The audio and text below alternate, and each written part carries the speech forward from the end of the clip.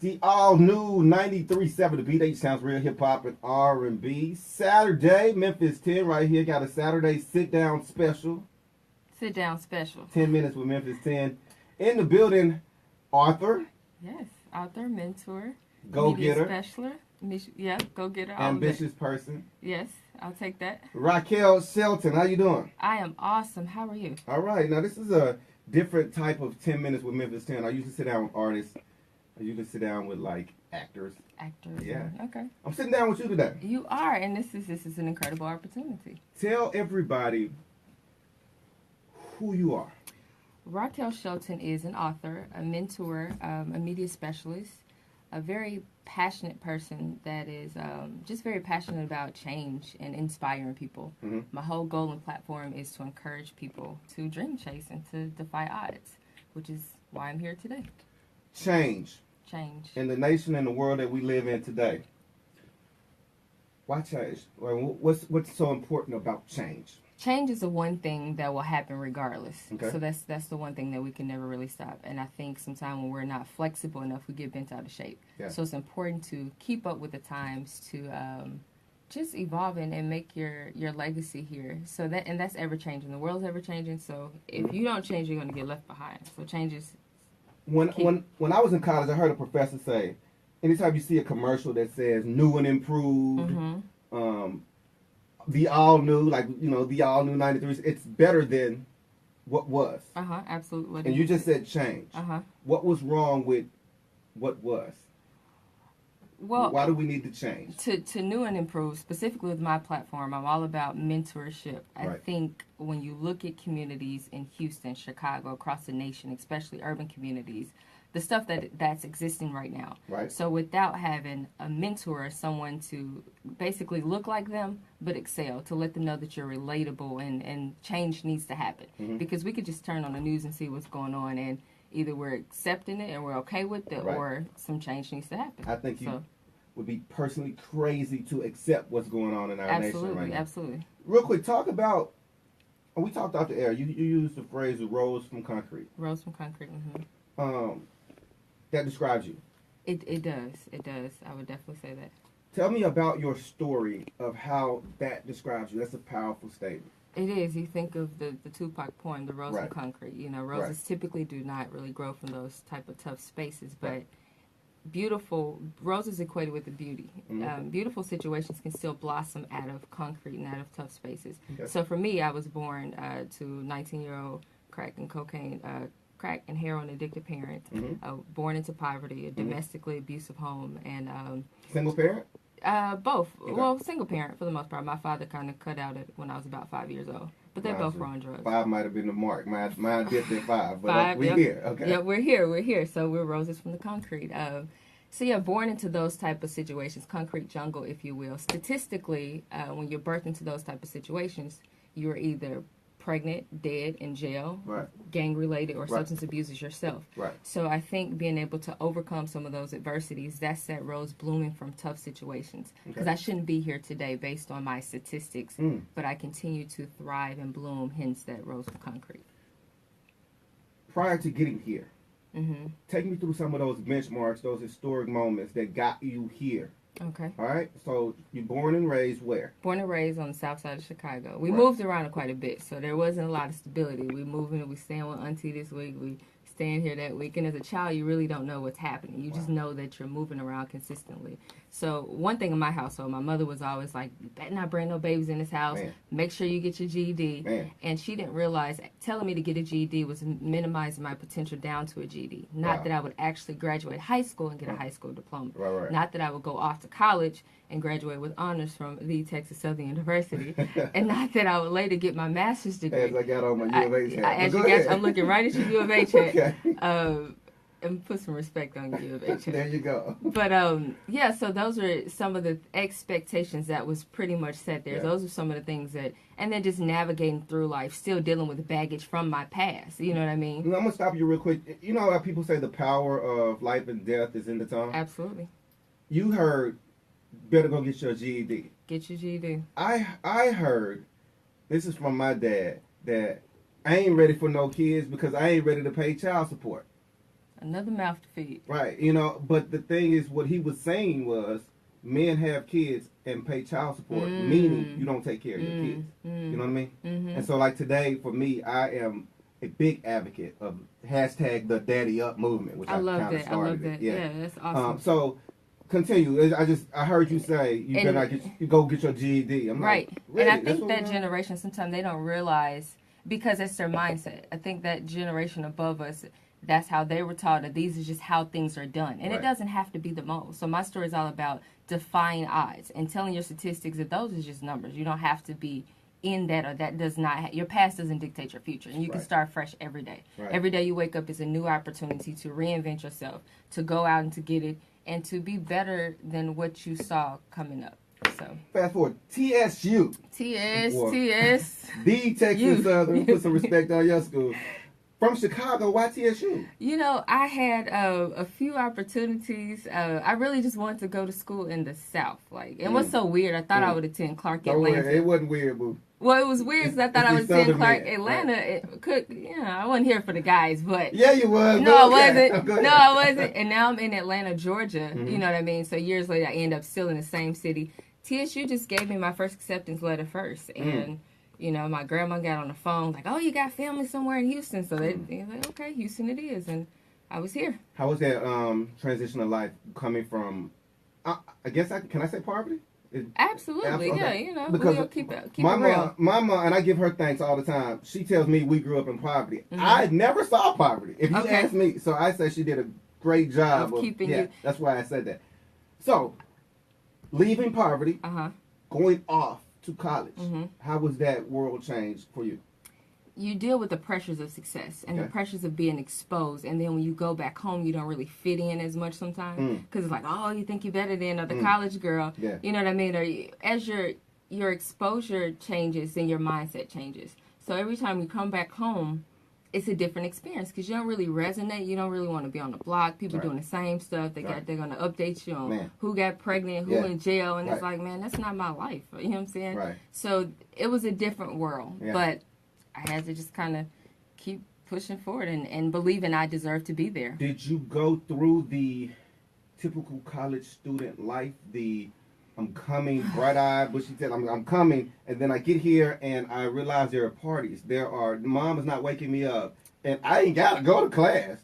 You've got to get the book. This character is off the chain. You realize the rise, the fall, her navigating through the baggage of her past, but still dealing with the pressures of succeeding. So she got it in. She partied a lot. What's the name of the book? The name of the book is Dreams Bigger Than Texas. It releases November 1st. You can go to dreamsbiggerthantexas.com to learn more. There's an incredible video trailer on the website. Everything is there to get you good to go. You can pre-order the book and all of that. Dreams Bigger Than Texas. Right? Yes, Dreams Bigger Than Texas. As we sit in the state of Texas. I'm back home. I was just at TSU the other day. I go by the name Memphis 10. So I'm not from Texas either, right? Okay. So I'm from Memphis. But I'm sitting in Texas. And I realize how big Texas is. You got to have some big dreams to be bigger than Texas, one. You do. Now, how do you think people from Texas going to take this title? Because they ride for Texas. They do. And with the title, my dreams superseded where I physically was. Because I started this book while in undergrad, actually 9 years ago.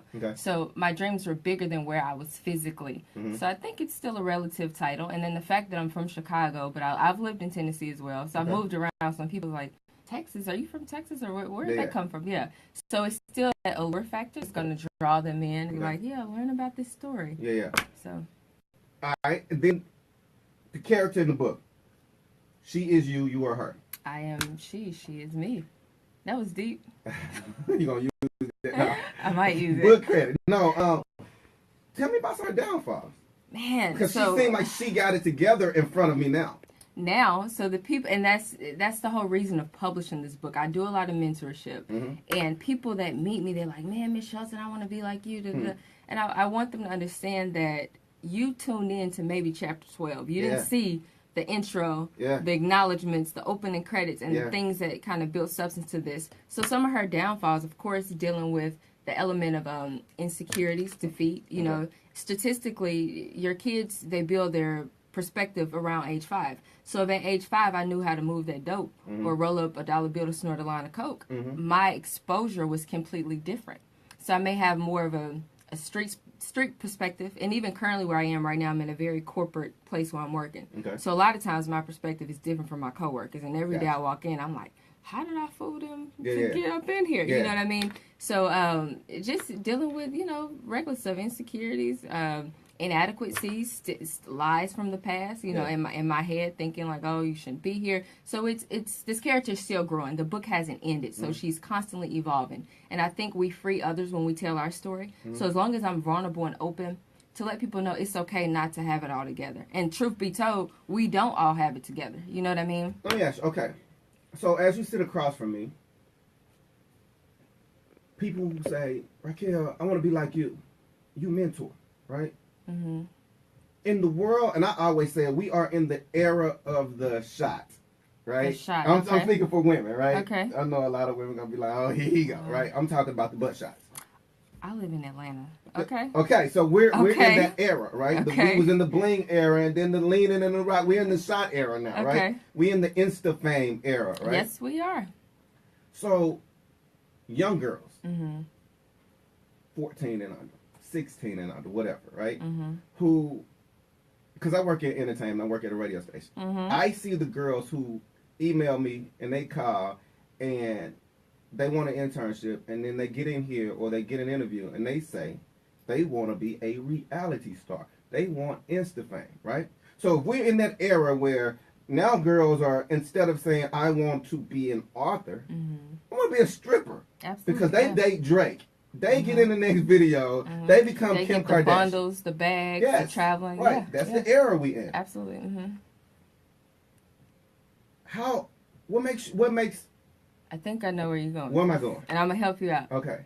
That's why mentorship is so important to me. And that's why stories that's not as popular, people that are doing different things, it's so important for them to have that platform and exposure. You can go viral for a twerk video. Yeah. But someone that's talking about community leadership of something of quality or substance, that doesn't really go viral. So I think until people like myself and other women out there that are doing incredible things without the butt shots and that's not dancing on a pole can stand up and make that cool again to give this young generation that's under us something else to aspire to be like. How do you stay relevant though? Like how is that appealing?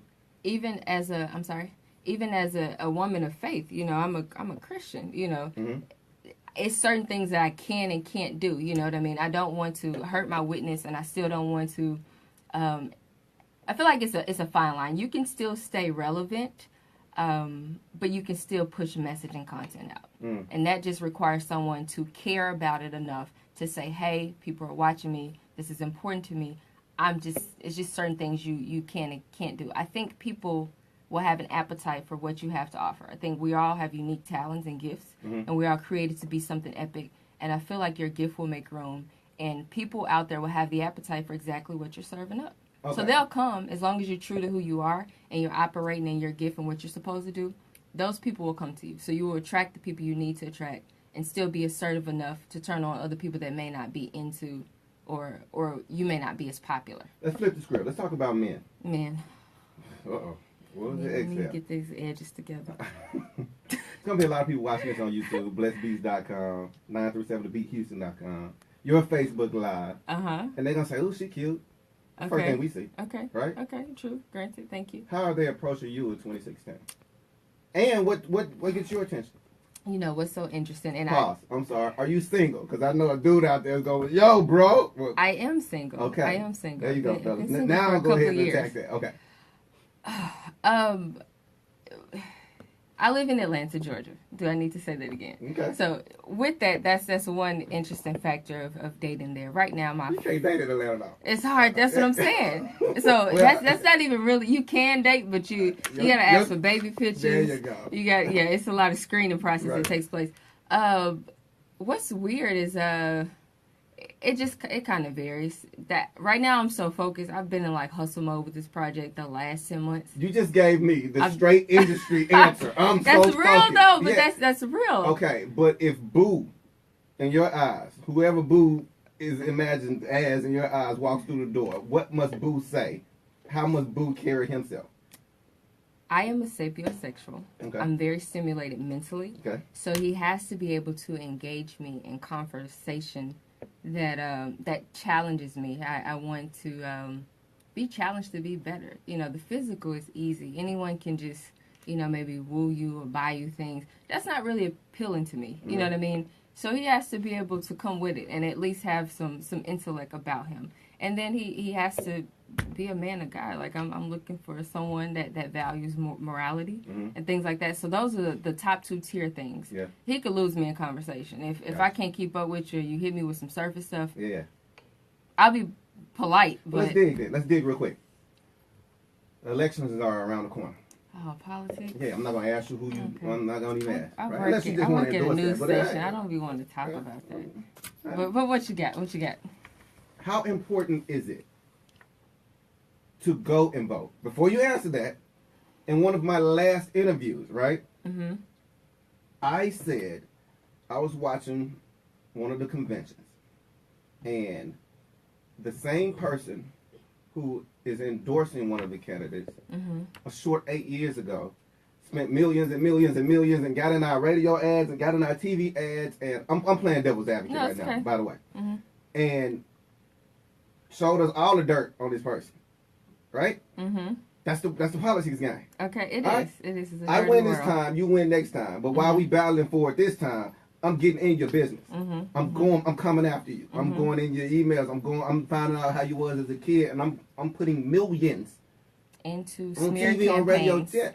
Yeah. And then when it's your turn, I endorse you. Yo, she's the person. Go get her. Do what I would do. Vote for her. How important is it? Because now, is politics a game? Is my question. And how important is it to go and vote? I think politics is absolutely a game. Huh? You did. Go ahead. You mentally stimulated something. I got to think about it. Okay. But I think politics is it's a game, and it's becoming, especially when you look at the bashing back and forth. It's who wants to win, not always the best interest of the actual country. So I agree. Yes, it's a game. Regarding the importance of voting, I'm going to stick with the tradition of people died, lost their life, shed blood for us to have this amazing opportunity to vote. Yeah. So I think we owe it to our ancestors. We owe it to ourselves to exercise that right to vote. So it's important to vote for that. Now, who you vote for, I think you do a little research and you know, sometimes people say it's the same necessary evil or the same type of thing. But I think exercising that right is key. Okay. I was playing devil's advocate because I think the same thing. And I'm like, I tell my youth, go play the game. If it's a game, go play the game to the best that you can go play it. Right? You have to. I do believe it is a game. I don't believe much changes in between anybody. Well, right now, I think it's go do your research, right? But that's my thoughts. All right. Dreams Bigger Than Texas book was released. And when? November 1st. And you can go to dreamsbiggerthantexas.com to pre-order it right now. But it releases November 1st. If I go pre-order it right now, what can I expect?